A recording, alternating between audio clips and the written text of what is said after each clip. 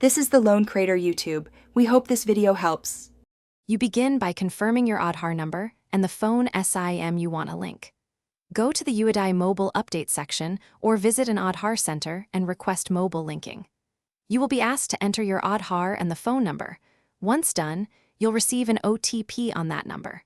Provide the OTP immediately and, if prompted, authenticate with biometric or offline eKYC. This proves ownership and completes the initial verification step before proceeding. Once you submit the OTP, you may need to complete biometric authentication at the center or via an authorized operator for remote eKYC. Follow on-screen prompts. Place your finger for fingerprint capture or scan iris if required. Make sure to collect the service request number, SRN, or update receipt. It lets you track status online.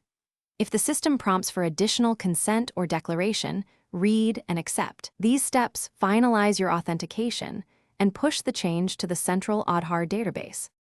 You should check the SRN status after 24 to 72 hours to confirm the mobile number update. If OTPs fail, request resend and ensure the SIM is active and has network. Once done, try again. If updates are rejected due to mismatch or biometric issues, visit an Aadhaar enrollment/update center with valid ID and the phone SIM. The agent can rerun eKYC and fix details. Keep receipts and SRN. These help resolve disputes or escalate with UID if needed. Thanks for watching. Consider subscribing if we helped you.